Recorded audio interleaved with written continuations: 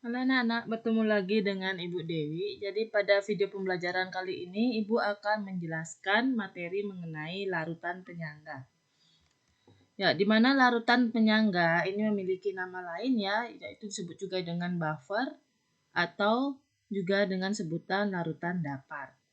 Di mana larutan penyangga ini merupakan suatu sistem larutan yang dapat mempertahankan nilai pH larutan agar tidak terjadi perubahan pH yang berarti oleh karena penambahan asam, basa maupun air. Nah, biasanya pada penambahan air ini kita sebut dengan pengenceran. Bukan berarti dia tidak mengalami perubahan pH ya, tapi perubahan pH yang terjadi saat penambahan asam, basa maupun air itu sangat kecil. Jadi tidak berarti, saya katakan sini tidak berarti perubahannya, hanya sedikit terjadi perubahan. Nah, jadi seperti ini ya, jika kita lihat pada dua gambar ini. Pertama, pH awalnya adalah 3. Begitu larutan tersebut ditambahkan dengan sedikit asam, maka pH-nya akan menjadi 1. Kemudian ditambahkan sedikit basa, pH-nya berubah menjadi 5,5. Kemudian ditambahkan sedikit air, pH menjadi 3. Nah, dari perubahan pH akibat dari penambahan asam, basa, dan air, cukup jauh perubahannya ya, dari 3 berubah menjadi 1, 3 menjadi 5,5. Ini bisa dikatakan perubahannya cukup banyak. Jadi bisa dikatakan jika larutan A ini tidak atau bukan merupakan larutan buffer. Sedangkan kita lihat untuk larutan B, di sini pH awalnya 5. Saat ditambahkan asam, pH-nya menjadi 4,9. Pada saat ditambahkan sedikit basa, pH-nya menjadi 5,1. Dan sedikit air, pH-nya tetap 5. Nah, kita lihat perubahan pH pada saat di awal ini 5, kemudian ditambah sedikit asam menjadi 4,9. Jadi hanya turun sekitar 0,1. Sedangkan tambah basa jadi 5,1, nambah lagi 0,1. Jadi dari perubahan pH ini bisa kita katakan perubahannya sangat kecil. Sehingga dapat disimpulkan jika larutan B ini dapat mempertahankan pH, maka larutan B kita sebut sebagai larutan penyangga atau buffer. Jadi itu yang membedakan ya antara larutan A dan B, di mana larutan A bukan buffer sehingga pada saat penambahan asam basa dan air ini perubahannya cukup besar. Sedangkan larutan B ini merupakan buffer atau larutan penyangga. Bisa dilihat dari penambahan asam dan basa tidak menyebabkan perubahan pH yang cukup besar. Nah, untuk larutan penyangga itu ada 2. Yang pertama ada penyangga asam dan berikutnya adalah penyangga basa atau buffer asam dan buffer basa. Untuk buffer asam sendiri ini merupakan campuran dari larutan asam lemah dan basa konjugasinya. Ya, sehingga larutan buffer ini cenderung akan menjaga pH di bawah 7 atau lebih kecil dari 7. Sebagai contoh, misalnya Ibu punya asam lemah CH3COOH. Maka basa konjugasinya itu adalah CH3COO-. Jadi pada saat dia berikatan dengan basa, contohnya dia akan menjadi CH3COOK.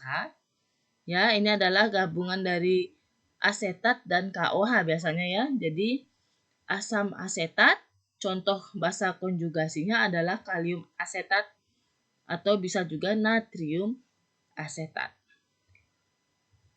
Berikutnya, untuk penyangga basa, ini merupakan campuran dari basa lemah dengan asam konjugasinya. Dan biasanya untuk penyangga basa ini akan memiliki pH lebih besar dari 7 atau di atas 7. Misal, contoh ya, untuk basa lemah itu adalah amonium hidroksida atau NH4OH. Maka asam konjugasinya itu adalah NH4+. Pada saat bentuk garam berarti dia akan sebagai contoh ya itu adalah NH4Cl atau amonium klorida. Atau bisa juga amonium nitrat. Jadi yang kita lihat sini adalah amonium hidroksida berarti asam konjugasinya adalah NH4+. pada saat berbentuk garam berarti dia akan menjadi NH4Cl seperti itu ya. Jadi ini adalah contoh dari buffer asam dan buffer basa. Lalu bagaimana cara kita membuat larutan penyangga ini? Nah, untuk pembuatan larutan penyangga ini ada dua cara.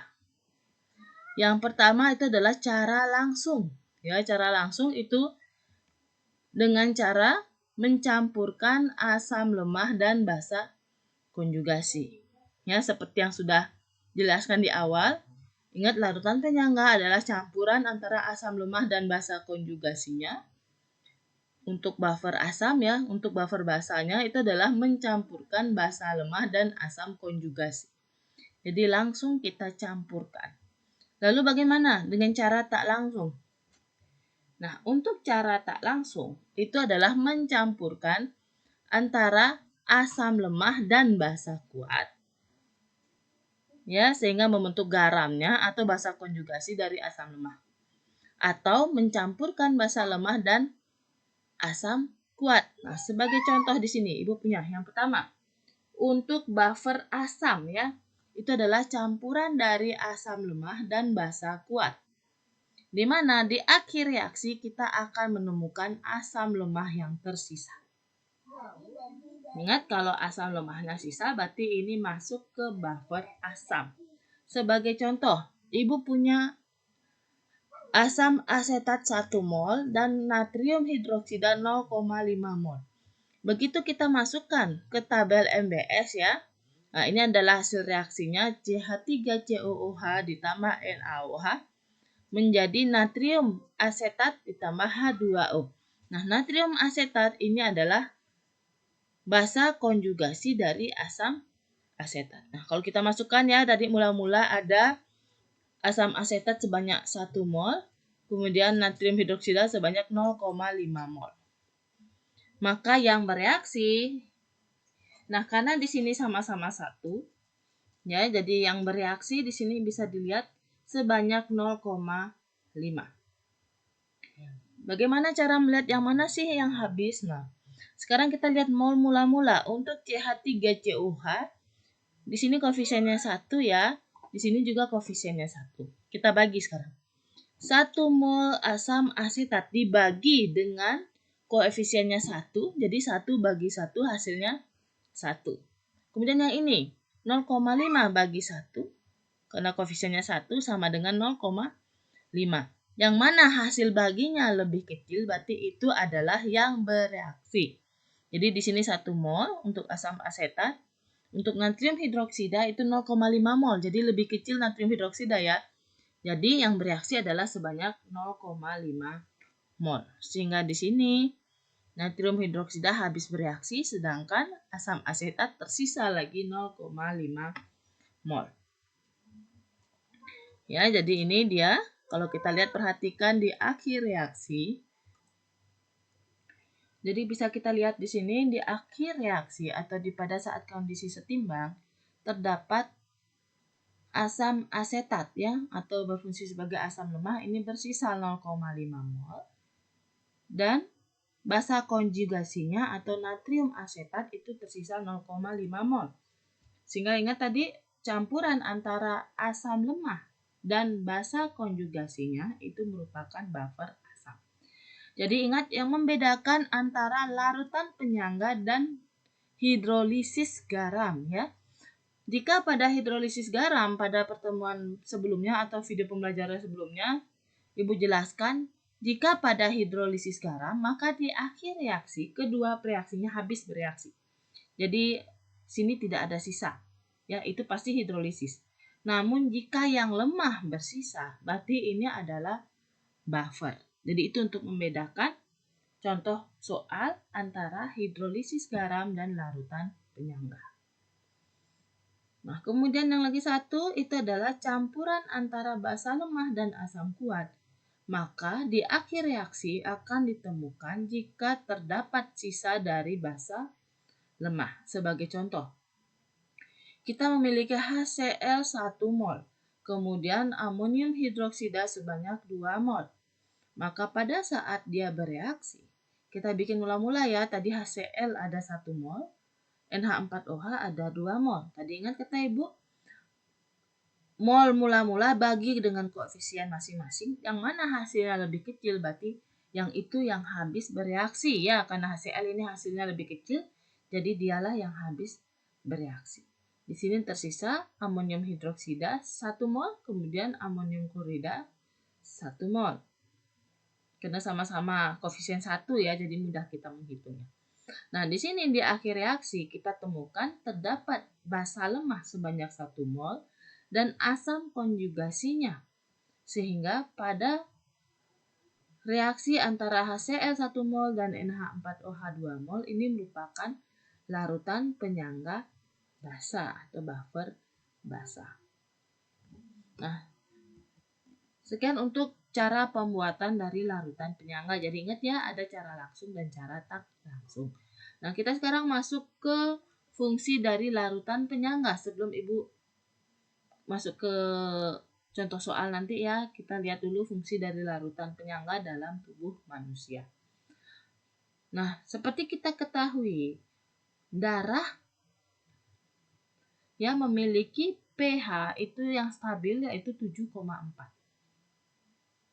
Nah, lalu bagaimana cara agar darah kita memiliki atau cairan tubuh kita memiliki pH yang stabil? Nah, oleh karena itu dalam tubuh kita akan ada yang namanya larutan penyangga. Dalam darah itu ada 3 jenis larutan penyangga ya. Pertama ada larutan penyangga dari asam karbonat dan ion bikarbonat. Kemudian ada larutan penyangga fosfat ya, dari campuran dari dihidrogen fosfat dan monohidrogen fosfat. Kemudian ada penyangga hemoglobin atau Hb ya. Ini yang biasanya digunakan untuk mengikat darah atau oksigen dalam darah. Itu yang akan menjaga pH tubuh kita atau pH darah kita akan tetap stabil. Nah, apa yang membedakan antara penyangga fosfat dan penyangga karbonat? Nah, untuk buffer fosfat ini memiliki fungsi untuk menjaga pH darah dalam cairan intrasel. Sedangkan untuk karbonat ini memiliki tugas atau fungsi untuk menjaga pH stabil di cairan antar sel. Jadi kalau kita lihat di sini, pada saat tubuh kita mengkonsumsi sesuatu yang bersifat asam atau bersifat basa, maka zat yang bersifat asam dan basa ini akan bereaksi dengan penyangga kita. Jadi pH-nya akan tetap dijaga stabil. Ya, jadi kalau kita lihat di sini, misalnya pada kondisi tubuh kita asam, ya, maka kelebihan asam itu akan maka kelebihan asam ini akan bereaksi dengan ion bikarbonat untuk membentuk asam karbonat ya. Nanti asam karbonat ini akan terurai menjadi gas karbon dioksida dan H2O. Ya, ini jika masuk ke dalam, nah itu jika zat asam itu masuk ke dalam cairan antar sel. Namun jika masuk ke dalam cairan intrasel, maka kelebihan asam ini akan bereaksi dengan buffer fosfat ya, sehingga akan menghasilkan ion dihidrogen fosfat dan H2O. Jadi itu cara menetralkan kelebihan asam dalam tubuh. Lalu bagaimana jika dia kelebihan basa? Nah, sama seperti tadi halnya ya. Untuk kondisi asam yang berlebih, jika tubuh kita mengkonsumsi suatu yang bersifat basa yang berlebih, jika dia masuk ke dalam cairan antar sel, maka akan bereaksi dengan buffer karbonat. Ya, seperti ini reaksinya. Maka dia akan menjadi OH-, ini adalah kelebihan basanya, bereaksi dengan asam karbonat akan menjadi ion bikarbonat dan H2O. Lalu kalau masuk ke dalam cairan intrasel, maka dia akan dinetralkan oleh buffer fosfat seperti reaksi berikut. Nah, bisa digambarkan seperti ini. Ini sebagai contoh saja, satu contoh apabila sesuatu yang bersifat asam itu masuk ke dalam sistem peredaran darah kita. Maka ini ion H+ atau yang berasal dari asam tadi ya akan bereaksi dengan ion bikarbonat menghasilkan asam karbonat. Nah, ini akan terurai menjadi H2O dan CO2. Nah, CO2 ini akan dilepaskan melalui pernapasan. Sehingga asam ini sudah berkurang ya untuk menjaga kestabilan di pH 7,4. Nah, biasanya apabila seseorang memiliki penyakit bawaan, entah dia sakit jantung dan sebagainya ya, kemungkinan buffer dalam tubuh itu tidak akan berfungsi dengan baik. Sehingga kemungkinan pH tubuh kita akan ada di bawah pH 7 atau bisa juga di atas pH 8. Nah, jika tubuh kita atau pH tubuh kita sudah terlalu asam itu disebut dengan asidosis ya, kelebihan asam. Sedangkan kalau pH tubuh kita melebihi pH normal atau di atas 8 itu disebut dengan alkalosis. Biasanya asidosis ini disebabkan karena penyakit bawaan tadi seperti Ibu bilang salah satunya ada sakit jantung. Sedangkan basa ini biasanya karena muntah-muntah bisa atau karena kita ada di daerah yang kekurangan oksigen. Sehingga kelebihan pada saat kita kekurangan oksigen maka nafas kita akan terjadi lebih cepat nafasnya sehingga CO2 terbuang lebih banyak. Maka pH tubuh kita akan menjadi lebih basah. Itu ya fungsi dari larutan penyangga dalam tubuh manusia. Lalu bagaimana fungsi larutan penyangga dalam kehidupan sehari-hari? Yang pertama, natrium keensoat ini bisa digunakan sebagai pengawet makanan. Kemudian ada obat tetes mata, ini fungsinya pada saat diteteskan ini supaya pH-nya ini sudah disesuaikan dengan kondisi pH manusia ya, pH tubuh kita. Kemudian ada obat-obatan suntik. Ya, ada obat suntik Kemudian larutan infus ya itu pH-nya juga sudah pH stabil disesuaikan dengan tubuh kita. Kemudian ada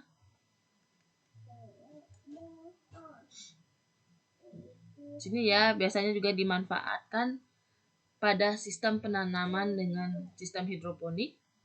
Kemudian ada aspirin dan berikutnya ada asam sitrat dan natrium sitrat yang juga salah satu fungsinya adalah untuk mengawetkan makanan. Nah, ini adalah fungsi larutan penyangga baik dalam tubuh manusia maupun dalam kehidupan di sekitar kita ya, dalam kehidupan sehari-hari. Nah, sekarang Ibu akan masuk ke contoh soal yang sering keluar pada saat membahas tentang larutan penyangga. Coba yang pertama. Disuruh perhatikan campuran larutan berikut. Ada 1, 2, 3, 4. Diminta adalah campuran yang dapat membentuk larutan penyangga, yang dapat membentuk buffer. Kita lihat larutan yang pertama. Di sini ada NH3.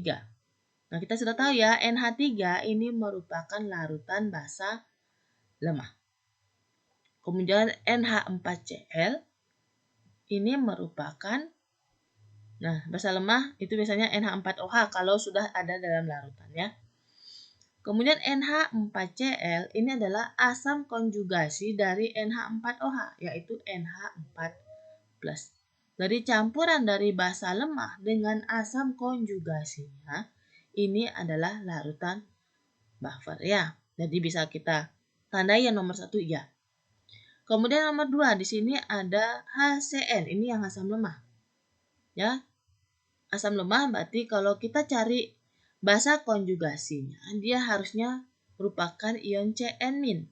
Tapi ternyata di sini adalah natrium asetat. Berarti ini bukan pasangan asam lemah dan basa konjugasi. Jadi soal nomor 2 salah. Yang ketiga, kita lihat asam klorida dan amonium klorida. Nah, ini asam kuat dan amonium klorida, garam. Ingat, buffer itu adalah pasangan yang lemah. Karena ini kuat, jadi ini bukan larutan penyangga. Atau salah ya. Yang keempat ada asam asetat dan natrium asetat. Sudah jelas sekali ya. Asam asetat ini merupakan asam lemah. Kemudian natrium asetat ini merupakan basa konjugasinya. Sehingga bisa kita simpulkan yang merupakan larutan penyangga itu adalah nomor 1 dan nomor 4. Itu jawabannya yang C. Itu soal nomor 1. Sekarang kita lihat soal nomor 2. Pasangan larutan berikut ini yang menghasilkan larutan penyangga. Nah, jika ada soal seperti ini, kita harus buat dulu dia dalam bentuk mol. Ingat rumus mol itu adalah molar dikali volume. Ini molarnya 0,2 molar, ini volume. Sehingga mol dari amonium hidroksida itu adalah 20 milimol. Sedangkan HCl itu adalah 10 milimol. Jadi kalau kita gambarkan ya MBS-nya, maka kita lihat di saat setimbang ada 10 milimol amonium hidroksida dan NH4Cl. Nah, di sini ada basa lemah dan asam konjugasinya, berarti ini merupakan buffer basa. Seperti itu cara mencari ya. Dan sekarang kita lihat yang B. 100 mili kali 0,2 molar hasilnya 20 milimol untuk amonium hidroksida, sedangkan HCl-nya ada 30 milimol. Nah, silakan mencari dengan cara seperti yang A tadi ya. Jika kalian sudah mencari, maka akan didapatkan yang tersisa adalah asam klorida sebanyak 10 milimol. Sedangkan amonium hidroksidanya habis bereaksi. Ingat, dalam buffer yang sisa harus yang lemah. Sedangkan ini yang tersisa adalah yang kuat. Berarti yang B bukan buffer. Berikutnya yang C. Natrium hidroksidanya ada 20 milimol, 100 kali 0,2. Asam asetatnya juga ada 20 milimol. Jika kalau kita buat MBS-nya, maka kedua reaksi habis bereaksi.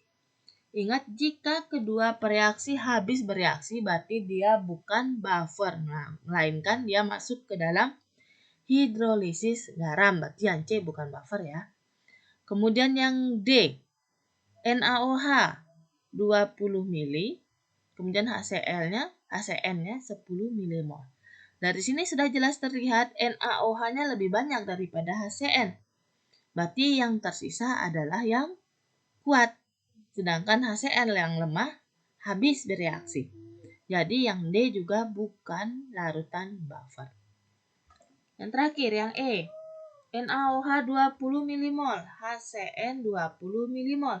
Kalau kita kerjakan dengan sistem MBS, maka bisa diketahui kedua reaksi habis bereaksi. Berarti ini bukan buffer, melainkan larutan hidrolisis. Nah, dari tadi kita bahas A sampai E, berarti ya jawaban yang benar itu adalah yang A. Nah, berikutnya untuk soal terakhir. Ini soal yang mudah. Sering terlihat. Nah, dari larutan 1, 2, 3, 4, 5. Yang manakah larutan yang memiliki sifat penyangga? Carilah larutan yang pada saat penambahan air, asam, dan basa dia tidak mengalami perubahan pH yang besar. Coba kita lihat yang nomor 1. Ini yang penambahannya air 2,48. Biasanya kalau pada saat penambahan air dia pH-nya memang tidak banyak berubah ya. Di sini 2,48, di sini 2,32. Cukup stabil. Lalu begitu penambahan basa kuat, jauh melonjak. Berarti ini bukan buffer. Yang kedua, di sini 2,32 tambahin asam kuat 1,7. Setelah tambahkan basa kuat, melonjak jauh ke 13. Berarti yang nomor 2 juga bukan buffer. Lalu yang nomor 3, di sini dengan air 4,73, kemudian penambahan asam kuat cukup stabil ya di 4,66. Penambahkan basa kuat jauh melonjak dari 4 ke 12,52. Jadi sudah jelas yang nomor 3 juga bukan buffer. Berikutnya nomor 4. Di sini 4,75 dengan penambahan air. Penambahan asam kuat 4,76. Stabil ya, tidak begitu banyak berubah. Penambahan basa kuat juga sama 4,76. Jadi kita lihat larutan nomor 4. Di sini air, asam kuat, penambahan basa kuat tidak berubah drastis atau tidak terlalu besar ya. Sehingga bisa disimpulkan jika larutan yang memiliki sifat penyangga adalah larutan yang nomor 4. Nah, jadi itu adalah beberapa contoh soal untuk